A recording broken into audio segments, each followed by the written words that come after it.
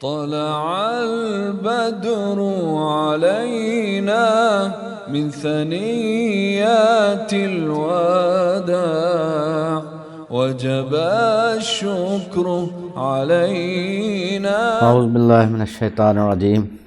بسم اللہ الرحمن الرحیم. ان الدین عند اللہ الاسلام. اللہ پاک نے سورۃ آل عمران اس کی 19 نمبر آیت میں فرمایا کہ اللہ کے نزدیک دین حق صرف اسلام. قرآن اکیڈمی فیصل آباد اس کا جو کورس چل رہا ہے دین اسلام کے نام پر، تو اسی سلسلے میں بھی اپنی بات کروں گا. تو دین اسلام ہی صرف حق ہے، اس کی کیا دلیل ہے؟ تو اس بارے میں ہم بات کریں گے. دنیا کا ہر آدمی، چاہے وہ خدا کو مانتا ہو، چاہے وہ خدا کے ساتھ کسی شریک کو مانتا ہو، چاہے وہ توحید پرست ہو، اس زندگی کے بعد جو وقت آنے والا ہے، موت کے بعد کا جو وقت ہے، اس کے بارے میں کوئی نہ کوئی نظریہ ضرور رکھتا ہے وہ. اور وہی نظریہ اس کی پوری زندگی کو کنٹرول کرتا ہے. اسی لیے ایک بزرگ نے فرمایا تھا کہ آپ مجھے کسی آدمی کا تصور خدا بتا دیں کہ وہ خدا تعالیٰ کو کیسا سمجھتا ہے، تو میں تمہیں اس کی زندگی کے اعمال بتا دوں گا. یا آپ مجھے کسی آدمی کی زندگی کے اعمال بتا دیں تو میں آپ کو اس کا تصور خدا بتا دوں گا کہ وہ خدا تعالیٰ کو اس طرح کا سمجھتا ہے. تصور خدا جو ہے وہ مختلف طرح کا لوگ رکھتے ہیں. مثلا ایک آدمی ہے، جب میں ایک آدمی کہوں تو اس سے مراد ایک گروپ ہے، بہت سارے لوگ اسی کے ہم خیال ہوتے ہیں. ایک آدمی ہے وہ یہ سمجھتا ہے کہ اس دنیا کو نہ کسی نے بنایا ہے، نہ کوئی چلا رہا ہے، نہ کوئی خدا ہے. اس کا زندگی کا طور طریقہ ایک الگ ہوگا. وہ اپنی مرضی سے زندگی گزارے گا، وہ کسی کا پابند نہیں ہوگا. جس چیز کو وہ خود ذاتی طور پر بہتر سمجھے گا وہ کرے گا، جس چیز کو وہ ذاتی طور پر بہتر نہیں سمجھے گا وہ نہیں کرے گا. ایک آدمی ہے کہ اس کی زندگی کا نظریہ یہ ہے کہ خدا کے ساتھ اور بھی بہت سے ایسے ہیں جن کو اس نے اختیارات دے رکھے ہیں. وہ اس گروپ آف پرسنز، جو گروہ ہے ان ہستیوں کا، ان میں سے وہ دیکھے گا کہ ان میں سے کون خدا کے زیادہ قریب ہے، تو وہ اس کو خوش کرنے کی کوشش کرے گا. اس کا ڈائریکٹ خدا تعالیٰ سے کوئی رابطہ نہیں ہوگا. مثلا ہندو حضرات ہیں، وہ کہتے ہیں کہ برہم، جیسے درہم برہم ہم لکھتے ہیں نا، ایسے برہم میم کے اوپر زبر ہے تو اس کو پڑھنا ہم نے سنسکرت کا لفظ ہے برہما، مطلب لمبا نہیں کرنا اس کو، برہما. وہ کہتے ہیں کہ برہم جو تھا قادر مطلق، اس نے یہ کائنات بنائی، اس کے بعد وہ پرلوک میں چلا گیا، وہ ایک آخری دنیا ہے وہاں پر وہ چلا گیا. اب اس نے اپنے 3 مظہر بنا دیے. ایک کا نام ہے برہما، میم الف ما والا برہما، وہ خالق کائنات اس کو وہ کہتے ہیں. دوسرا ہے وشنو، وہ اس کو سسٹینر، رب جس کو کہتے ہیں، پالنے والا وہ کہتے ہیں. تیسرا ہے شیوا، وہ کہتے ہیں کہ وہ فنا کرنے والا، تو آپ مسلمان اس کا ترجمہ کرتے ہو نا، فنا نہیں کرتا، وہ اجسام کو وہ نئی شکل دیتا ہے. وہ جس کو تم موت کہتے ہو، ہم کہتے ہیں اس نے نئی شکل اختیار کرے، وہ تناسق کے قائل. تو اب آپ اگر ہندوستان میں رہیں اور جائیں تو وہاں پر اب ان کی بیویاں بھی ہیں، ان کے بیٹے بھی ہیں ان دیوتاؤں کے، ان کے خیال میں. تو ہندوستان میں اگر آپ جائیں تو آپ کو برہم کا کوئی مندر نہیں ملے گا، آپ کو برہما کا کوئی مندر نہیں ملے گا. ایک ہے سنا ہے، کیوں؟ اس نے دنیا بنائی، اب اس کا کوئی تعلق نہیں ہے. وشنو پالنے والا ہے، اس کی سب سے زیادہ پوجا ہوتی ہے، اور شیوا وہ فنا کرنے والا ہے، اس کی سب سے زیادہ پوجا ہوتی ہے. کیوں؟ ان کو کام ہی ان دونوں سے ہے. جو اصل تھا قادر مطلق، اس سے بھی کوئی کام نہیں اس کا.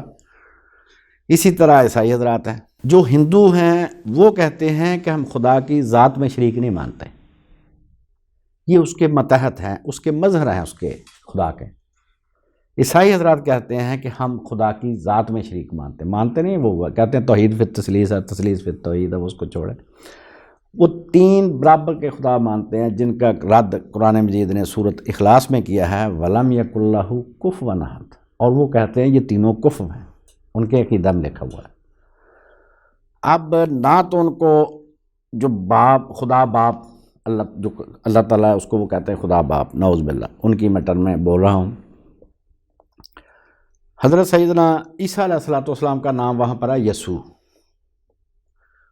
اس کو وہ کہتے ہیں بیٹا۔ وہ کہتے ہیں کہ باپ نے اپنا سب کچھ بیٹے کو دے دیا ہے، وہ خدا کے دائیں ہاتھ بیٹھا ہے باپ کے، اور قیامت والے دن عدالت بھی وہی کرے گا۔ اب وہ کس سے دعائیں کرتے ہیں؟ وہ دعائیں کرتے ہیں حضرت عیسیٰ علیہ السلام سے، یسوع سے، اور زیادہ سے زیادہ سیدہ مریم سے۔ یہ کیتھولکس دعائیں کرتے ہیں، پروٹیسٹنٹ نہیں دعائیں کرتے ان سے، یہ ان کے کوئی شان نہیں مانتے۔ تو وہ سمجھتے ہیں کہ ہمارا کام ہونا ہے یسوع سے، بیٹے سے، لہذا وہ عبادت اور دعائیں وہ بیٹے سے کرتے ہیں، اور سیدہ مریم سے وہ دعائیں کرتے ہیں کیتھولکس، اور وہ کہتے ہیں کہ اے خدا کی ماں، تو ہماری درخواست جو ہے وہ آگے پہنچا دے۔ اسی طرح کیتھولکس ولی مانتے ہیں، سینٹس، تو وہ کہتے ہیں کہ جو اولیاء ہیں ان کی ایک مجلس ہے آسمان پر، وہ ہماری دعائیں سن کے آگے پہنچاتے ہیں۔ تو بھائی بات یہ میں کر رہا تھا کہ جو آدمی خدا کے ساتھ کچھ کسی اور کو یا زیادہ کو شریک سمجھتا ہے تو ان میں سے دیکھے گا کہ ان میں سے میرا کام کون کر سکتا ہے، تو وہ براہ راست اللہ تعالیٰ سے اس کا کوئی تعلق نہیں ہوگا۔ اس لیے آپ دیکھیں گے کہ جو مشرکین ہیں کبھی بھولے سے بھی خدا کا نام ان کے منہ پر نہیں آئے گا۔ وہ جن ہستیوں کو سمجھتے ہیں کہ ان کے سپرد خدا نے کام کر دیا ہے، تو انہی ہستیوں کا اٹھتے بیٹھتے نام لیں گے۔ یہ آپ کو تجربہ آپ کا عملی ہوگا۔ مجھے اگر قرآن اکیڈمی سے کوئی کام نہیں تو میں اس کا پتہ کیوں پوچھوں گا؟ آج مجھے اس سے کام پڑا تو میں نے 3 آدمیوں سے پتہ اس کا پوچھا۔ جس سے آدمی کو کام ہی کوئی نہ ہو تو اس کے بارے میں تو آدمی دلچسپی نہیں نہ رکھتا۔ ایک نظریہ یہ ہے کہ خدا ہے ہی نہیں، کچھ بھی نہیں ہے، یہ دنیا خود بخود بنی، خود بخود چل رہی ہے، یہ دہریوں کا نظریہ ہے۔ وہ اپنی زندگی کا نقشہ اپنے خیالات کے مطابق ترتیب دیتے ہیں۔ مشرکین اپنی زندگی کا نقشہ اپنے خیالات کے مطابق، اور وہ کہتے ہیں کہ مرنے کے بعد ہمیں فلاں بخشا لے گا، فلاں بخشا لے گا، تو اسی حساب سے وہ اس فلاں کو ہی خوش کرنے کی کوشش کریں گے، خدا سے تو ان کا کام ہی کوئی نہیں۔ ایک تیسرا آدمی ہے جو کہتا ہے کہ ایک خدا ہے جس نے یہ کائنات بنائی، وہ ہر بری صفت سے پاک ہے اور ہر اچھی صفت کا مالک ہے وہ، اور وہ اچھائی کو پسند کرتا ہے، برائی کو ناپسند کرتا ہے، اور اس نے ایک دن حساب بھی لینا ہے، لہذا وہ بہت محتاط زندگی گزارے گا۔ گناہ اس سے بھی ہوں گے، غلطیاں اس سے بھی ہوں گی، کیونکہ انسان بھول جاتا ہے، لیکن اس کا رویہ اس گھوڑے جیسا نہیں ہوگا جس کی باگ ٹوٹ چکی ہے، کہ اب جس کا وہ لگام ٹوٹ جائے جس گھوڑے کی، اس کو کیسے کنٹرول کرنا، وہ جہاں چاہے گا وہ پھرے گا، اس کا ایسا رویہ نہیں ہوگا، وہ بہرحال کسی حد تک محتاط رویہ اس کا ہوگا۔ تو یہ 3 قسم کے گروہ انسانوں میں پائے جاتے ہیں، جن میں دہریے، مشرکین اور توحید پرست ہیں۔ تو جس آدمی کا یہ نظریہ ہوگا کہ بھائی ایک خدا ہے، اس کا خالق ہے، وہ تمام صفات کمال کا مالک ہے، وہ اس نے حساب بھی لینا ہے، تو وہ آدمی فکر مند ہوگا۔ وہ آدمی ایسے لوگوں کو ڈھونڈتا پھرے گا جو اس کو خدا کی مرضی بتائیں کہ خدا ان کاموں سے خوش ہے، ان کاموں سے ناخوش ہے۔ انہی آدمیوں کو ہم کہتے ہیں انبیاء کرام علیہم الصلاۃ والسلام۔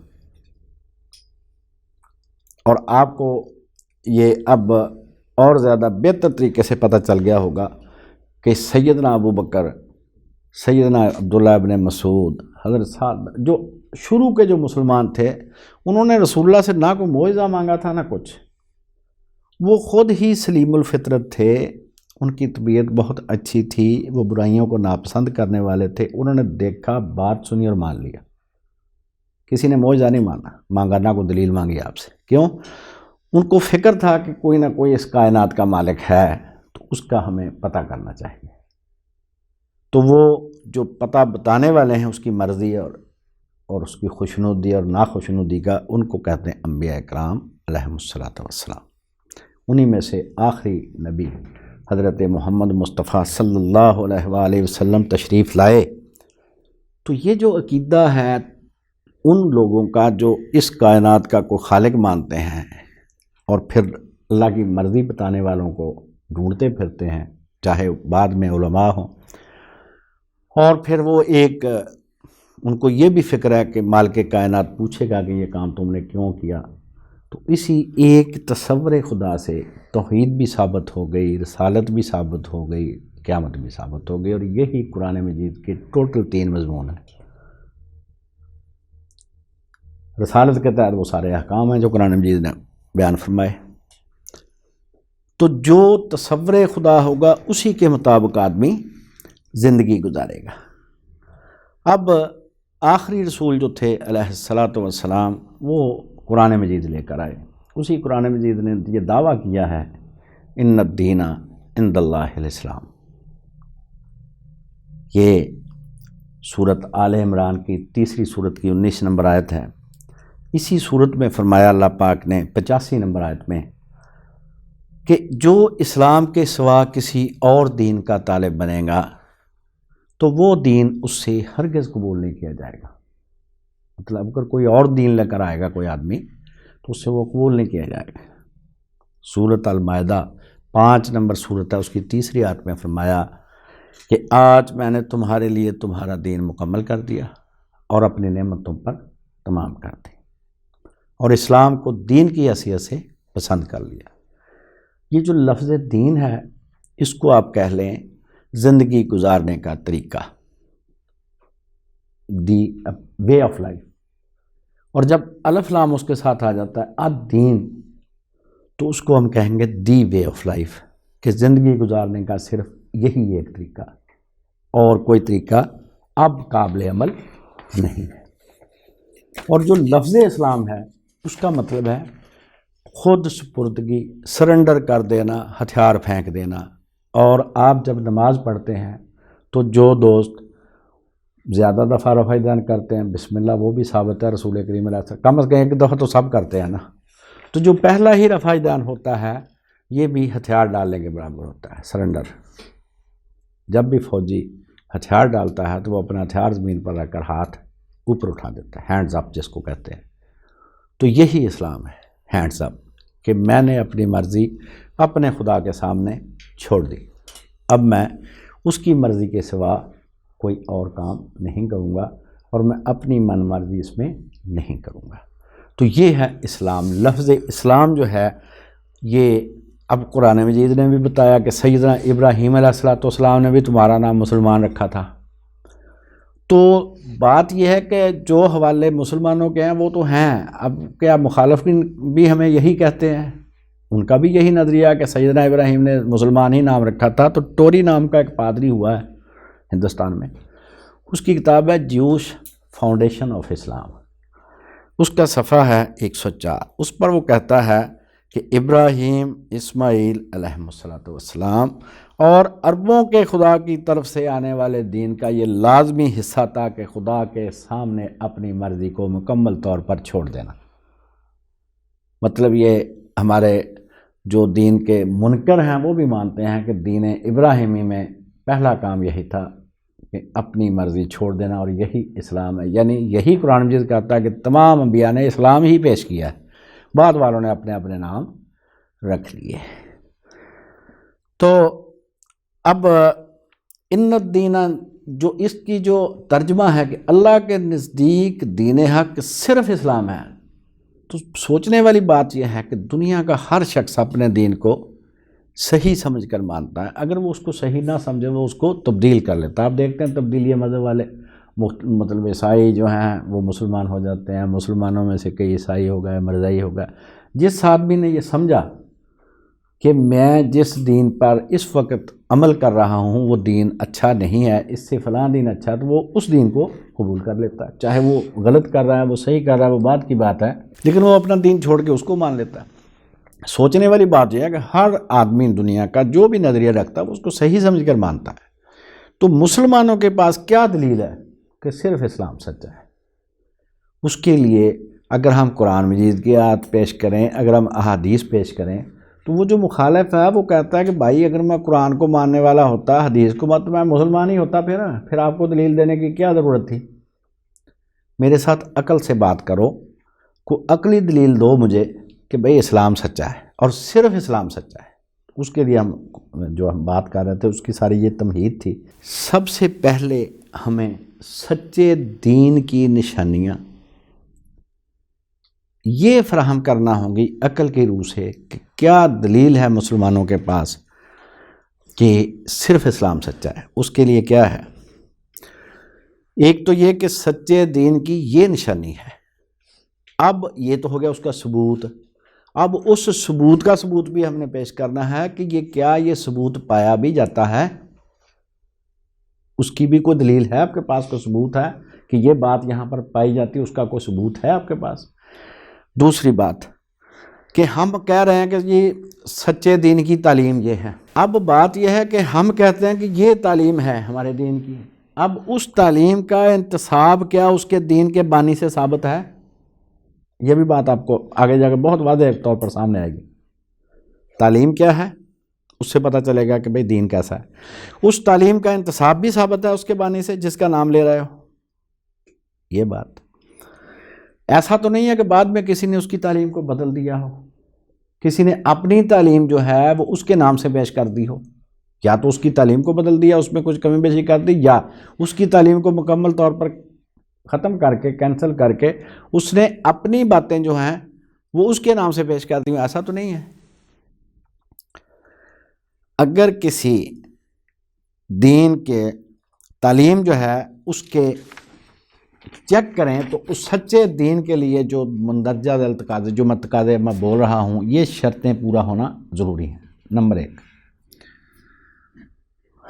جو تعلیم اس دین کے بانی کے نام سے پیش کی جا رہی ہے اس تعلیم کی سند کا اس بانی تک متصل ہونا ضروری ہے. آپ لکھ لیں سند متصل. اس لفظ کی اہمیت آپ کو آگے جا کر پتہ چلے گی.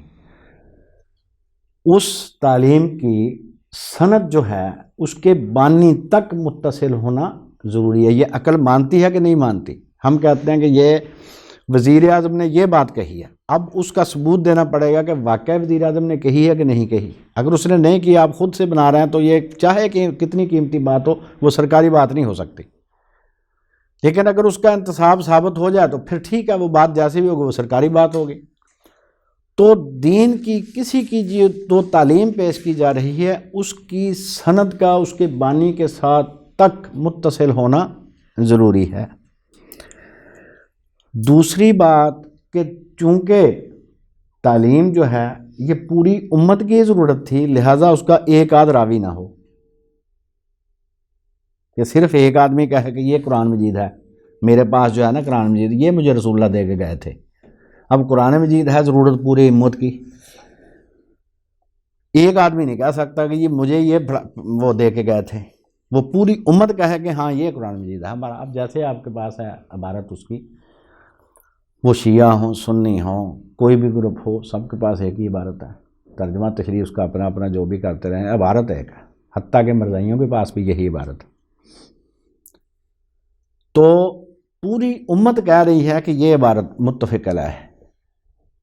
ایسا نہیں ہے کہ کوئی ایک آدمی اٹھ کے کہہ دے کہ یہ کسی کو اور کو نہیں انہوں نے بتایا تھا، مجھے رازداری سے یہ کتاب دی تھی کہ یہ میری کتاب ہے. اصل میں اس کو خبر واحد کو پوری امت کے لیے ہم نمونہ نہیں مان سکتے.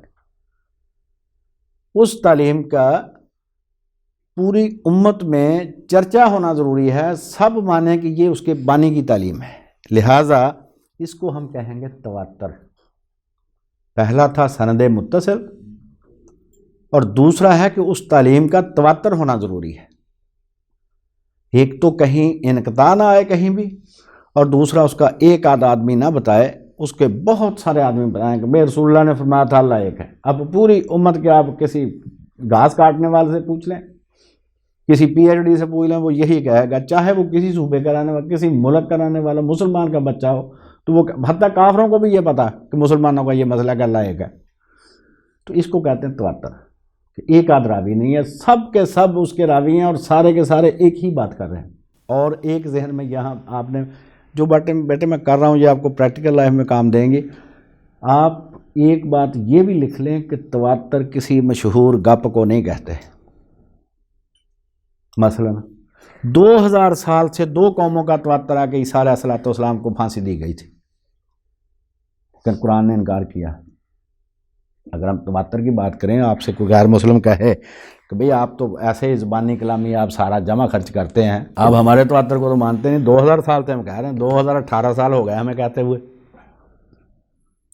2 قومیں کہہ رہے ہیں، یہودی اور عیسائی، تعداد بھی ان کی اربوں میں ہے، 2 ارب کے قریب بن جاتے ہیں وہ دونوں ملا کے. بلکہ مسلمانوں کے سوا ساری قومیں یہی کہتے ہیں کہ ان کو پھانسی ہوئی تھی. تو کہتے ہیں آپ اس تواتر کو کیوں نہیں مانتے؟ تو بیٹے بات یہ ہے، تواتر کسی مشہور گپ کو نہیں کہتے. جہاں سے تواتر شروع ہے وہاں پر چشمدید گواہ ہونا ضروری ہے.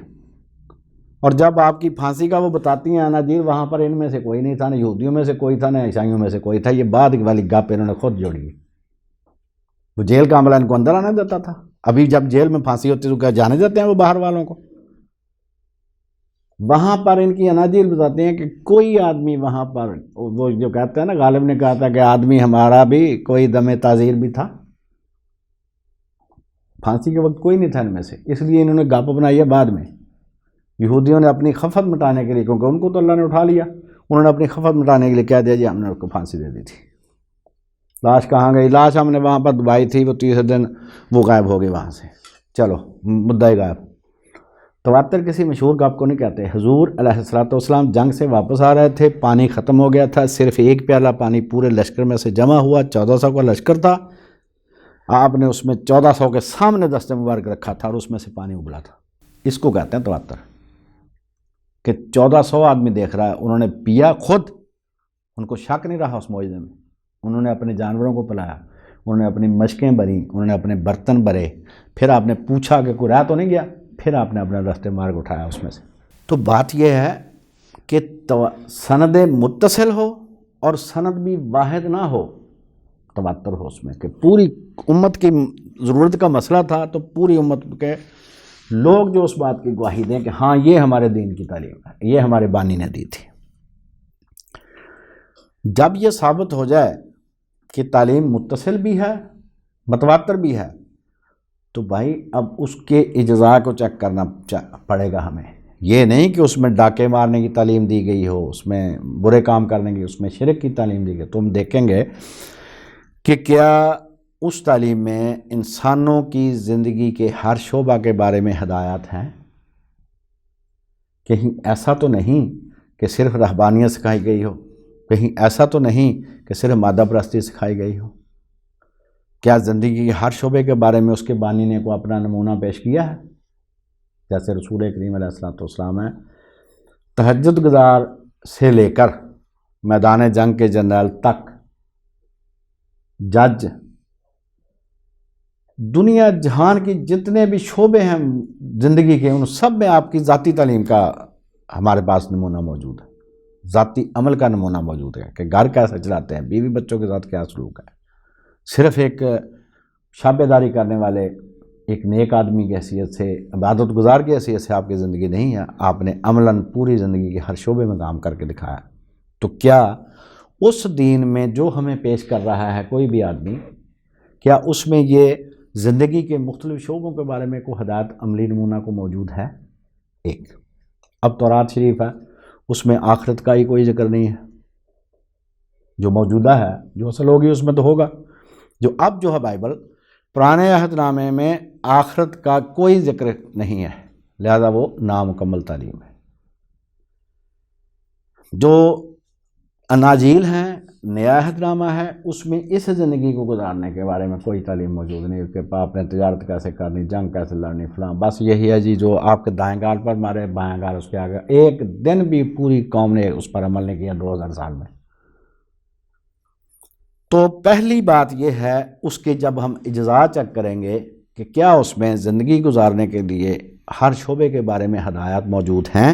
دوسری بات، کیا انسان کی زندگی بعد الموت کے بارے میں واضح ہدایات ہیں. کہ بھئی مرنے کے بعد تیرے ساتھ کیا ہوگا، اس کے بارے میں کلیئر کٹ کو تعلیم ہے؟ کیا اس کے عقائد اس کے بانی کے دیے ہوئے ہیں یا بعد میں کسی نے بنا لیے ہیں؟ اس دین کی کتاب کیا ایسا تو نہیں ہوا کہ پوری دنیا میں کہیں اس کی کتاب ہی گم ہو گئی ہو دین کی، اس دین کی بعد میں کسی نے ایک کتاب لکھ کے کہہ دیا یہ وہی ہے؟ کیا اس کتاب میں کوئی تبدیلی یا تحریف تو نہیں ہوئی؟ جو وہ پیش کر رہے ہیں اپنے دین کی کتاب، اس میں کہیں کوئی تبدیلی تو نہیں ہو گئی؟ کیا اس کا بانی سچے نبی کے معیار پر پورا اترتا ہے؟ اس کی تعلیم، جو بھی تعلیم وہ دے رہے ہیں، کیا اس تعلیم سے برے لوگ نیک بنتے ہیں یا نیک لوگ برے بنتے ہیں؟ یہ بھی چیک کرنا پڑے گا۔ یہ ساری عقل کے مطابق باتیں ہیں، اس میں کوئی قرآن مجید کی آیت نہیں، کوئی حدیث نہیں ہے۔ کیا اس کی تعلیم انسانوں کو بدلتی ہے کہ نہیں بدلتی ہے؟ اور بدلتی ہے تو اچھے طریقے سے بدلتی ہے یا برے طریقے سے بدلتی ہے؟ کیا اس تعلیم میں کہ شیطان کو بھی خوش کرنے والی کوئی بات ہے؟ کیا وہ تعلیم خدا تعالیٰ کی صفات اور توحید کا صحیح تعارف کراتی ہے یا وہ شرک کا وہ مجموعہ ہے شرک کے ساتھ اس کا؟ کیا اس دین کی تعلیم، اس دین کی جو کتاب ہے وہ سچی کتاب کے معیار پر پورا اترتی ہے؟ یہ ساری باتیں آگے آ رہی ہیں۔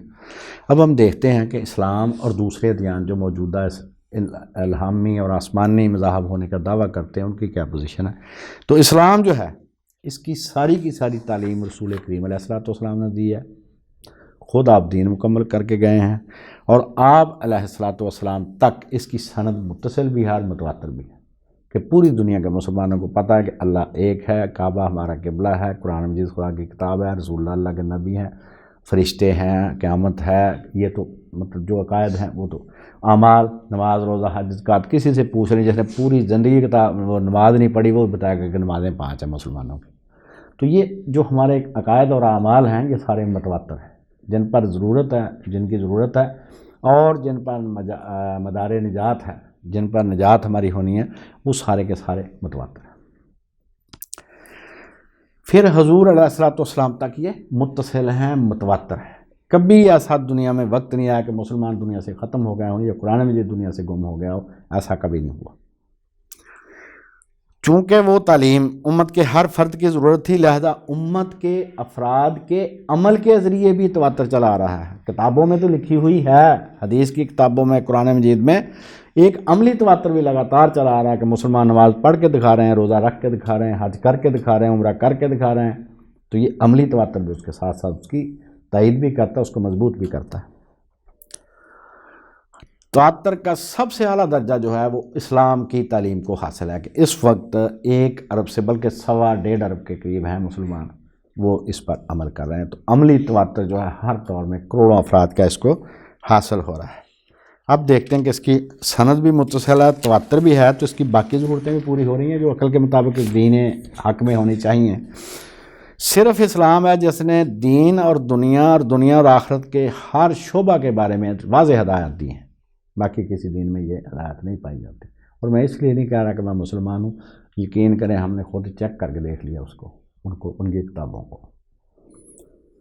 جس نے اس تعلیم کو برتا، پرکھا، اس پر عمل کیا، اس نے معلوم کر لیا کہ اسلام کی تعلیم بالکل متوازن ہے، حکیم کے نسخے کی طرح ہے کہ جتنی جس جز کی ضرورت تھی اتنی ہی ہے۔ ایسا نہیں کہا کہ 24 گھنٹے نفل ہی پڑھتے رہو، 5 نمازیں رکھی تو ان کی رکعتیں بھی محدود رکھی ہیں اس کی۔ بالکل ایسا کہ ایک نسخے میں 100 چیزیں پڑھنی ہیں نا، تو وہ جو دانا ہے وہ بتائے گا کہ اس میں اتنے گرام یہ چیز ہے، اتنے گرام یہ چیز، اور جس نے تجربہ کرنا وہ کر لے، اس کی تعلیم کے اجزاء کو تھوڑا کم و بیش کر کے دیکھ لے، اس کی زندگی اپسٹ ہو جائے گی۔ ایک آدمی 24 گھنٹے نفل ہی پڑھتا رہتا ہے، 24 گھنٹے قرآن ہی پڑھتا رہتا ہے، تو باقی کام کون کرے گا بھائی؟ جتنی جس کام کی ضرورت تھی صرف اتنا ہی اسلام نے بتایا، اور جس نے اس پر عمل کیا اس نے سمجھ لیا کہ یہ بالکل متوازن تعلیم ہے، اس میں کوئی کمی یا بیشی نہیں ہو سکتی۔ انسانوں کو زندگی بعد الموت کے بارے میں قرآن مجید نے 2 ٹوک الفاظ میں خبردار کیا، اس میں کوئی ذرا جتنی رعایت نہیں کی گئی، نہ کوئی کفارہ ہے نہ کوئی سفارش ہے۔ یہاں پر 2 ٹوک بات ہے کہ نیک لوگ جنت میں ہوں گے اور برے لوگ جہنم میں ہوں گے۔ کسی کو کوئی غلط فہمی نہیں چھوڑی قیامت کے بارے میں اسلام نے اور قرآن نے کہ بھئی کسی کو آسرا کروا دیا، سب کو بتایا بھئی اپنا اپنا فکر کر لو، نیک کام کرو۔ تیسری بات، اس دین کے تمام عقائد رسول کریم علیہ السلام کے دیے ہوئے ہیں، پوری امت مل کر چاہے جتنے بھی لوگ جمع ہو جائیں، نہ کوئی عبادت ایجاد کر سکتے ہیں، نہ کوئی عقیدہ ایجاد کر سکتے ہیں، جو کچھ رسول اللہ دے گا وہی فائنل ہے بس۔ اس دین کی کتاب قرآن دنیا سے کبھی گم نہیں ہوئی، یعنی اس کی تعلیم محفوظ رہی ہے، قرآن مجید میں کوئی تبدیلی یا تحریف نہیں ہوئی۔ حضور علیہ السلام سچے نبی کے معیار پر پورا اترتے ہیں، اس پر کبھی پھر بات کریں گے انشاءاللہ۔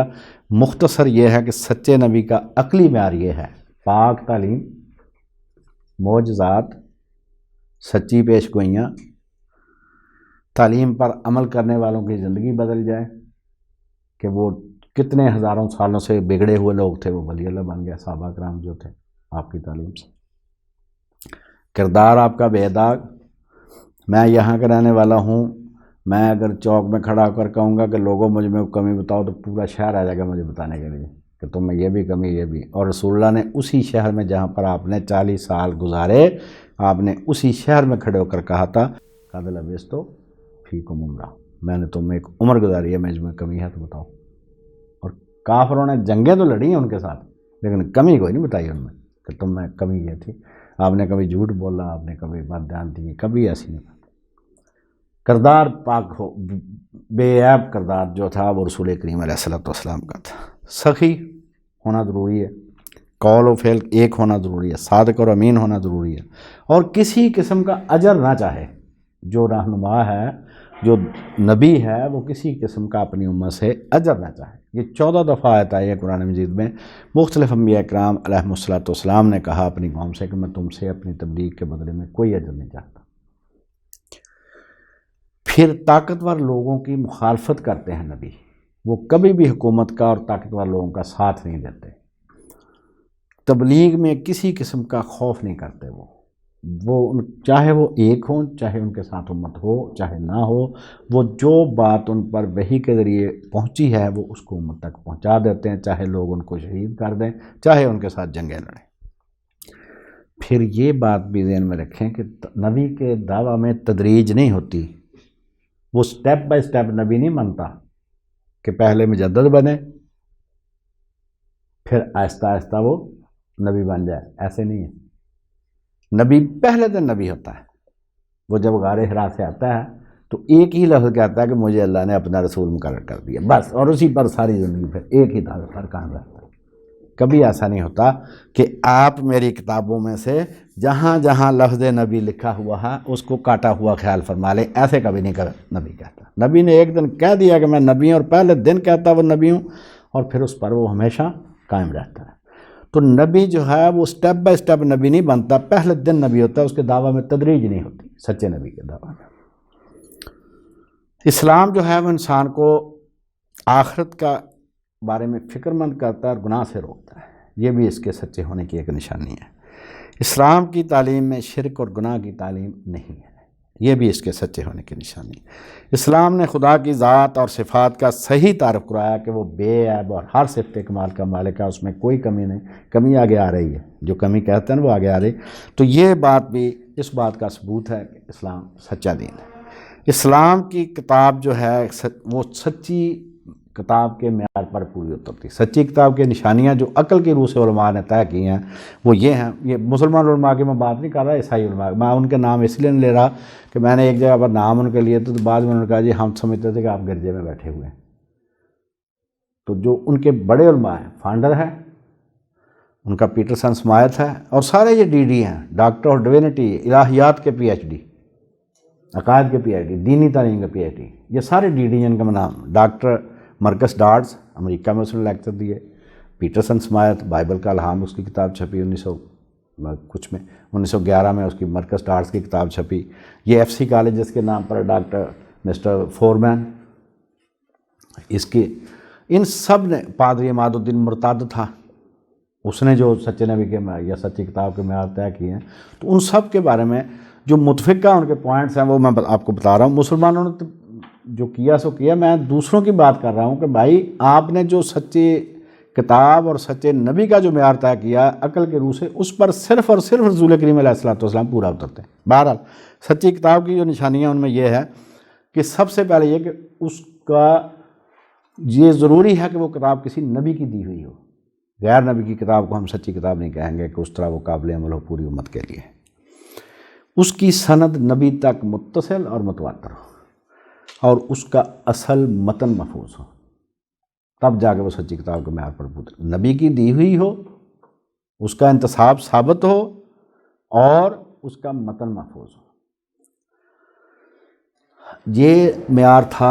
ان کی وجہ سے ہم کہتے ہیں کہ سچے نبی کے معیار پر صرف رسول کریم علیہ الصلوۃ والسلام پورا اترتے ہیں۔ جب آپ آگے جا کے مطالعہ کرتے جائیں گے، آپ ضرور دوسرے مذاہب کا مطالعہ بھی کریں، جب آپ اسلام کا کر لیں تو آپ کو پتہ چلے گا کہ جو سچے کتاب، سچے نبی کی نشانیاں، اس پر صرف اور صرف اسلام پورا اترتا ہے، حضور علیہ الصلوۃ والسلام پورا اترتے ہیں۔ دوسرے نبی میں اعلان کہتا ہوں اپنے جو بھی ہم نے تھوڑا بہت پڑھا کہ وہ صرف اور صرف رسول اللہ کے بتانے سے نبی ہیں، ورنہ وہ نبی ثابت نہیں ہوتے۔ ان کی جو اپنی کتابیں ہیں ان کے روح سے وہ نبی تو بہت دور کی بات ہے، شریف آدمی بھی ثابت نہیں ہوتے۔ محمد رسول اللہ کا احسان نہ صرف انسانوں پر ہے بلکہ ان کا نبیوں پر بھی ہے کہ انہوں نے ان کی نبوت کا اثبات کیا، ورنہ ان کے کتابوں کے مطابق وہ سچے نبی ثابت نہیں ہوتے۔ بہرحال تو اب دیکھتے ہیں دوسرے ادیان کی کیا پوزیشن ہے۔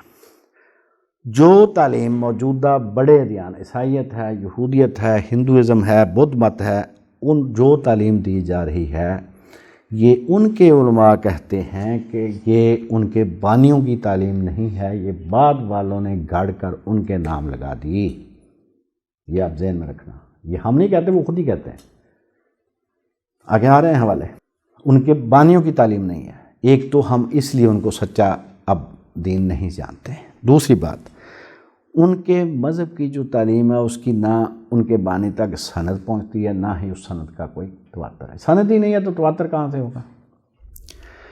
ان کی تعلیم میں یا تو صریح دنیا داری کی تعلیم ہے کہ دنیا کماؤ کسی طرح، یا صرف اور صرف رحمانیت کی تعلیم ہے، زندگی کے باقی شعبوں کو انہوں نے نظر انداز کر دیا۔ اب یہ عیسائیت جو ہے اپنی اصل میں تو صرف رحمانیت ہی ہے کہ بھائی چھوڑ دو سب کچھ۔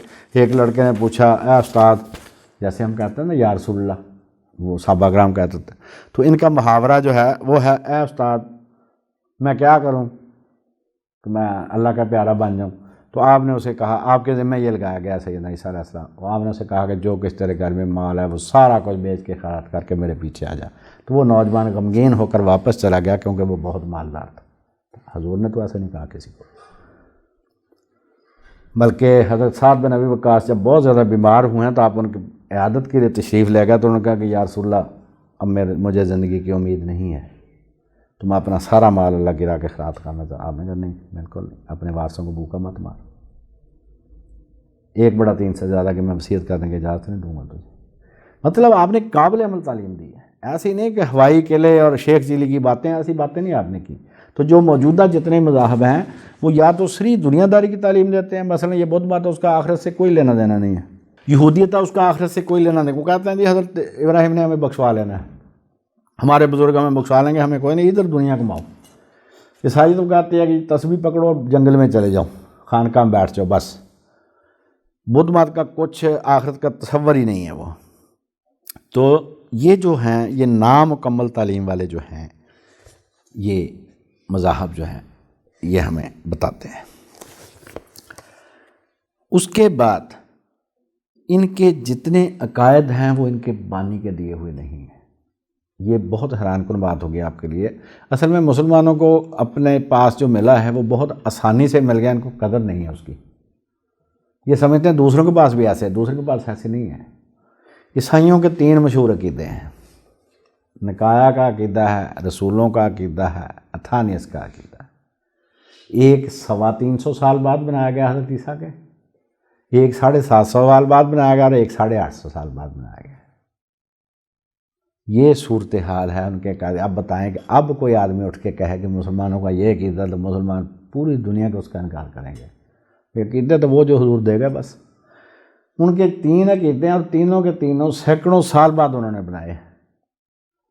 ہندوازم کا بھی یہی حال ہے، یہودیت کا بھی یہی حال ہے، ان کا بدھ مت والوں کا بھی یہی حال ہے۔ وہ سارے، بدھ مر گیا، اس کے بہت مدت بعد ان کی علماء کی کونسل ہوئی، پھر انہوں نے طے کیا کہ یہ تعلیمات ہیں۔ وہاں پر انہوں نے ایک گروپ نے انکار کیا، وہ الگ ہوگا، دوسرے گروپ نے کہا یہ تعلیم ہے، وہ اس کی تعلیم کا انکار کرتے ہیں، وہ اس کی تعلیم کا انکار کرتے ہیں، یہ نہیں تعلیم ان کی۔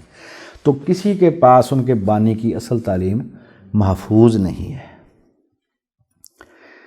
اب آ گئی بات کہ کتاب دنیا سے گم نہ ہوئی ہو، کتاب کی سند متصل بھی ہو، متواتر بھی ہو، جس نے کتاب دی ہے اس تک۔ بائبل خود ہمیں بتاتی ہے، نہ عیسائی بتاتے ہیں، نہ یہودی بتاتے ہیں، نہ کوئی اور بتاتا ہے، خود بائبل بتاتی ہے کہ 6 دفعہ اس دنیا سے تورات گم ہوئی ہے، وجود ہی نہیں تھا۔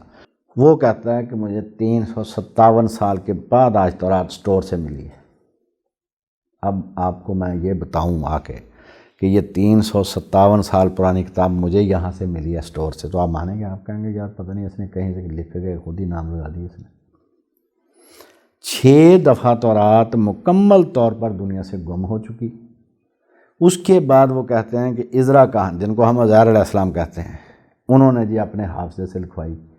بھائی تورات حضرت موسیٰ کی ہے، لکھوا رہا کوئی اور آدمی، مطلب اس کی سند ہے ہی نہیں، متصل تو کیا ہے ہی نہیں۔ اب آگے بات اناجیل کی۔ اچھا، اب تورات کی بھی ایک اور بات سن لیں۔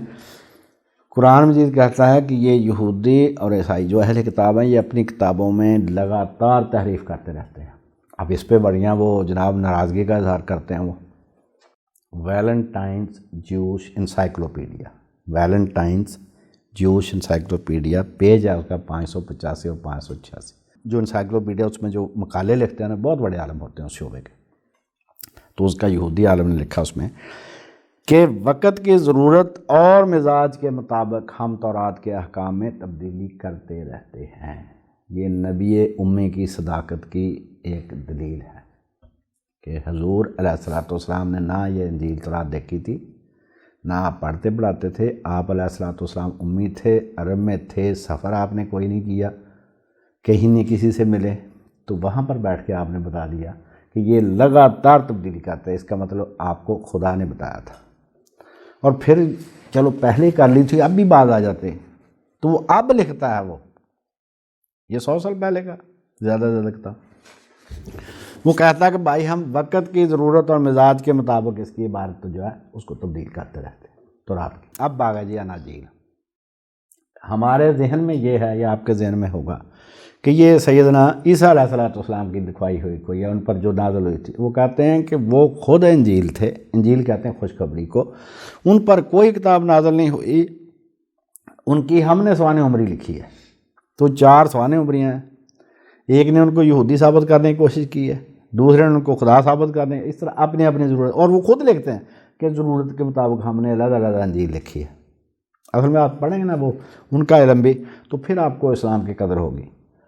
اب جو جیسی بھی ہیں چاروں، اب ان کے بارے میں کیا فتویٰ ہے ان کا اپنا، یہ انہوں نے خود ہی مطالعات اشاعت یہاں سے چھاپی ہے، لاہور بائبل سوسائٹی سے۔ اس کا صفحہ ہے میرے بھائی 2427، اس پر سیدنا داؤد علیہ السلام کے بارے میں لکھا ہے۔ اب ایک طرف کہتے ہیں کہ خدا نے داؤد کے گھرانے سے جنم لیا، نعوذ باللہ، کہ حضرت عیسیٰ خدا تھے، وہ انسانی شکل میں حضرت داؤد کی اولاد میں سے ہو کر آئے ہیں، اور اس پر لکھتے ہیں غدار، جھوٹا، زانی اور قاتل۔ یہ ہے نبیوں کی حیثیت ان کے ہاں۔ ہو سکتا آپ کو کوئی صاحب کہیں کہ وہ تو بادشاہ تھا، گانا بجانے والا تھا، یہی کہتے ہیں ان کو، گانے والا داؤد، گویا داؤد۔ اعمال کی کتاب کا 2 باب 35 نمبر آیت میں ہے کہ داؤد علیہ السلام نبی تھے، ان کو یہ بھی نبی مانتے ہیں، اور نبی کا معیار یہ ہے ان کے ہاں۔ تو اس کے مقابلے میں رسول کریم علیہ السلام کا کردار جو یہ پوچھ کر ہے۔ اسی طرح جو اناجیل ہیں، چاروں اناجیل کے بارے میں مطالعات اشاعت میں جہاں سے اناجیل شروع ہوتی ہیں، وہاں پر انہوں نے لکھا ہے کہ ہم ان اناجیل کے لکھنے والوں کے بارے میں کچھ نہیں جانتے۔ یہ صورتحال ہے تورات کی بھی، اناجیل۔ اب آ گئے وید. ہندوؤں کے 4 وید ہیں. اب ایک تو ان کا یہ نہیں اب تک طے ہوا کہ وید 1 ہے، 3 ہے، 4 ہیں یا 1131 ہیں. اب ذرا گنتی کا فرق آپ ملاحظہ فرما لیں. وید 1 ہے یعنی قرآن 1 ہے، یا 3 ہیں یا 4 ہیں یا 1131 ہیں، یہ نہیں پتہ چلا ابھی تک ان کو. وہ کہتے ہیں یہ 12 دفعہ گم ہوئے ہیں یہ دنیا سے، اور جو ہیں یہ رشیوں کے لکھوائے ہوئے ہیں، رشیوں کے، علماء کے لکھوائے ہوئے ہیں. یہ جو اولیاء اللہ تھے نا ان کے لکھوائے ہوئے ہیں، یہ نبیوں کو لکھوائے. نبوت کو تو وہ مانتے ہی نہیں ہیں. یہ ان کے ویدوں کے. اب آگے بدھ مت. بدھ مت کے 2 فرقے ہیں، دونوں کو ایک دوسرے کی کتابوں کو انکار کرتے ہیں. وہ کہتے ہیں یہ جھوٹے ہیں، وہ کہتے ہیں وہ جھوٹے ہیں. ایک عیسائی بہت بڑا عالم ہوا ہے، جیسے امام ہیں ہماری امت میں اس طرح، اور اس کا نام ہے اوریجن. 2 صدی عیسوی کا آدمی ہے. وہ 100 سال بعد حضرت عیسیٰ علیہ السلام کے ہوا. اس کے خیال میں حضرت عیسیٰ ایک ماہر جادوگر تھے. اور جس آدمی نے یہ اپنی کتاب میں لکھا وہ آکسفورڈ یونیورسٹی کا پروفیسر تھا، گیزا ورمس. وہ 2011 میں فوت ہوا. وہ یہ کردار وہ پیش کر رہے ہیں. تب ان جو اس تصویر وہ پیش کر رہے ہیں اپنے رہنماؤں کی، اس کا مقابلہ آپ رسول کریم علیہ الصلوۃ والسلام کا کردار آپ ذہن میں لاتے جائیں، ساتھ ساتھ آپ کو موازنہ کرنا آسان ہوگا کہ سچا دین کس طرح کا ہوتا ہے. جو ہندوؤں کے دیوتا ہیں یہ ہم نہیں کہتے، ان کی کتابیں، جو ان کی کتابوں کے 3 نام ہیں. وید ہے، وہ بنیادی سورس ہے ان کا. اس کے بعد پران ہے، یہ 18 پران ہے. اس کے بعد اپانشد ہیں، 100 سے زیادہ ہیں. وہ تشریح دار تشریح اس کی تفسیر ہیں. ان کے مطابق، ان کی اپنی کتابوں کے مطابق تقریباً تمام دیوتا حرامزادے تھے. تمام کے تمام، ایک نہیں. اور زیادہ تر وہ اپنی ماں یا بیٹی کے ساتھ زنا کرنے سے پیدا ہوئے. اب جس کا بانی یہ ہوگا اس کی قوم کا کردار کیا ہوگا؟ یہ وہ ان کی اپنی کتابیں بتا رہی ہیں. تو آپ اب ذہن میں لاتے جائیں کہ اسلام کیا ہے، رسول کریم کیا ہے، قرآن مجید کیا ہے، اس کی تعلیم کیا ہے، تاکہ آپ کو پتہ چلے کہ جو آپ کے پاس ہے یہ بے مثال ہے اور انتہائی قیمتی چیز ہے جو آپ کے پاس ہے، اس کی قدر کریں.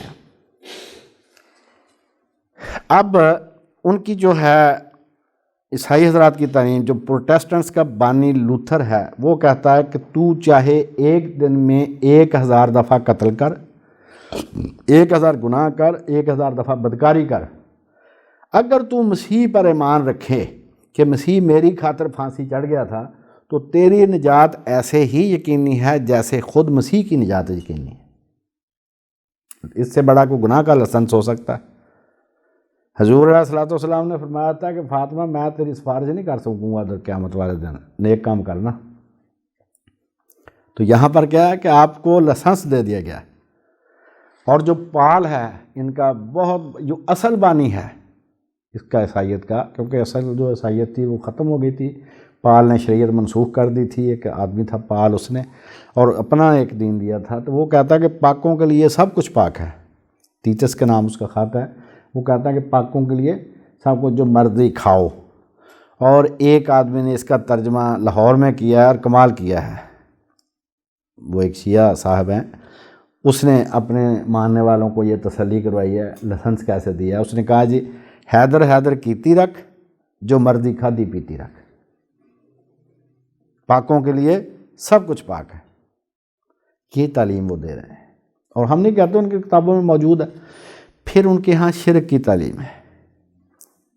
بدھ کو بھی وہ تقریباً دیوتا مانتے ہیں. ہندو اپنے وہ خدا کے شریک بنائے پھرتے ہیں. یہودی اپنے یہ اپنا یہودی بھی حضرت عزیر کو خدا کا بیٹا کہتے تھے. اور یہ جو ہیں عیسائی یہ تو کلیئر کٹ 3 خدا مانتے ہیں. مطلب شرک کی تعلیم ہے وہاں پر توحید کی تعلیم نہیں ہے، چاہے زبان سے وہ کچھ بھی کرتے رہیں. ان کی کتابیں جیسے میں نے پہلے بتایا کہ دنیا سے گم بھی ہوتی رہی ہیں، اس میں وہ تبدیلی بھی کرتے رہے ہیں. ان کی کتابیں سچی کتاب کے معیار پر پوری نہیں اترتی. اب بائبل کو لے لیں، یہ جو ہے عیسائیوں کے پاس اور یہودیوں کے پاس ایک بائبل ہے سامری فرقے کی، اس میں 5 کتابیں. اس کو آپ صورتیں کہہ لیں، آپ چلو آپ کی آسانی کے لیے، کہ ایک کتاب ہے اس میں 5 صورتیں ہیں، وہ بھی کہتے ہیں کلام خدا ہے. دوسری میں 39 صورتیں وہ بھی کہتے ہیں کلام خدا ہے، تیسری میں 66 صورتیں وہ کہتے ہیں یہ بھی کلام خدا ہے، چوتھی میں 72 صورتیں وہ کہتے ہیں یہ بھی کلام، اور جو پانچویں اس میں 81 کتابیں وہ کہتے ہیں یہ بھی کلام خدا، اور ساری کی ساری روح القدس کی تائید سے لکھی گئی۔ کیوں جی ایسا ہو سکتا ہے؟ یا وہ 5 والی ہو گئی، یا 39 والی ہو گئی، یا 66 والی ہو گئی، یا 72 والی ہو گئی، یا 81 والی ہو گئی۔ یہ صورتیں پوری دنیا میں بائبل کا کوئی متفقہ نسخہ نہیں ہے، جیسے قرآن مجید کا متفقہ نسخہ ہے نا دنیا میں، کہیں آپ چلے جائیں، کسی ملک میں چلے جائیں یہی عبارت ہے، ایسے ان کے ہاں یہ کتاب محفوظ نہیں ہے، کوئی بائبل کا متفقہ نسخہ ان کے ہاں نہیں ہے۔ شفیع الخلائق خیر الانام علیک الصلاة علیک السلام